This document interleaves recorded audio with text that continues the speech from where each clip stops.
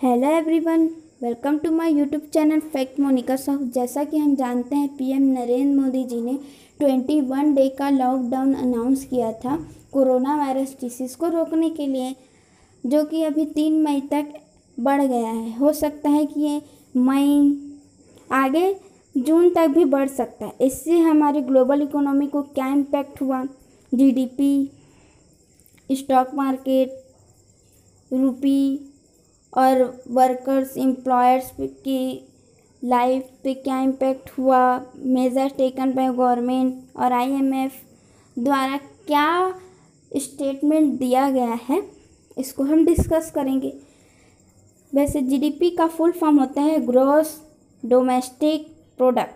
GDP is equals to होता है C plus I plus G plus N X. C for consumption, I for income, G for government expenditure, N X for net export.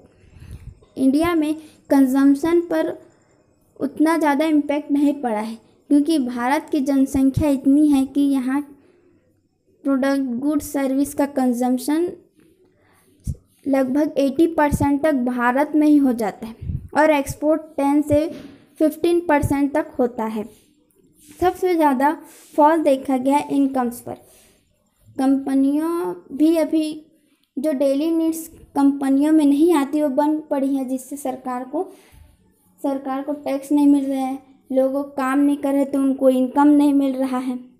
Modi's investor service द्वारा कहा गया है कि अगर भारत में कोविड-19 नहीं आता तो 2020 में भारत का जीडीपी ग्रोथ 5.3% होता। कोरोना वायरस के कारण यह 2.5% तक गिर सकता है और कृषि लिमिटेड द्वारा कहा गया है 3.5% तक गिर सकता है। अराउंड भारत की जीडीपी कोरोना वायरस के कारण 2 से 3% ही रह जाएगी। बार्कले द्वारा कहा गया है कि शटडाउन कॉस्ट जो इंडिया में होगा वो होगा 120 billion US dollar.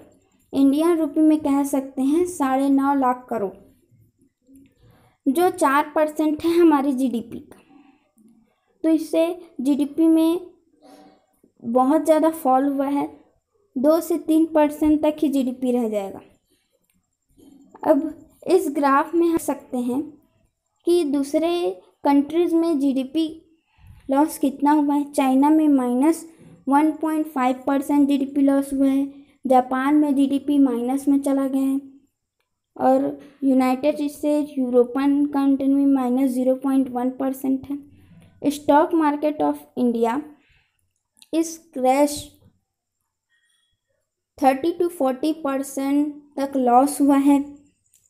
52 lakh crore worth of investor is wiped, ख़त्म हो चुका है स्टॉक मार्केट से। Global economy of India is contracted.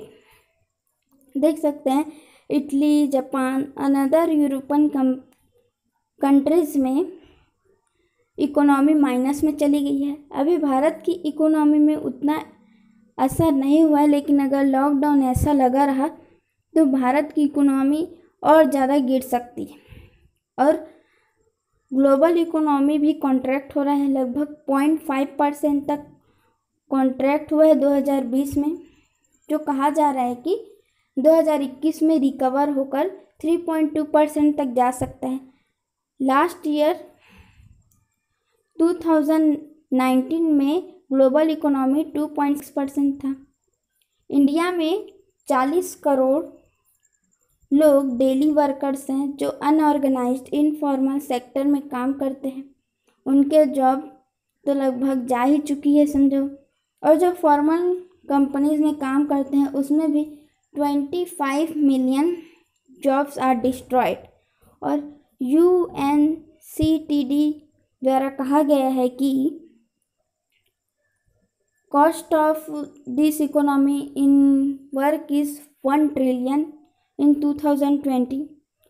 India में 50% कंपनियों में ऑपरेशन बंद है और 80% कैश फ्लो बंद है कंपनियों में, जिसके कारण हमारे देश के जो डेली वर्कर्स हैं और जो जॉब करते हैं उनकी ज़िंदगी में बहुत ज़्यादा इम्पैक्ट पड़ा है। यहाँ अब हम रुपी के बारे में बात करेंगे। यहाँ 3 मंथ ग्राफ है रुपी का। यहाँ हम देख सकते हैं कि जनवरी में रुपी लगभग $1 इज इक्वल टू 70 रुपी था। मार्च में 74 हुआ और अभी अप्रैल में $1 is equal to 76.5 India rupee हो गया है, 76.5 India rupee. Measure taken by government of India, economic response task force has been formed by leadership of finance minister Nirmala Sitharaman ji. और फाइनेंस मिनिस्टर हैज़ अनाउंस्ड, हमारे फाइनेंस मिनिस्टर ने 1.7 लाख करोड़ का relief package announce किया है। RBI ने 3 मंथ का delay दिया है लोन्स में। जिन्होंने लोन लिया है कुछ भी का लोन, उन्हें 3 मंथ के बाद लोन पे करना स्टार्ट करना होगा। और आरबीआई ने will result in total liquidity injection of 3.74 lakh crore to system.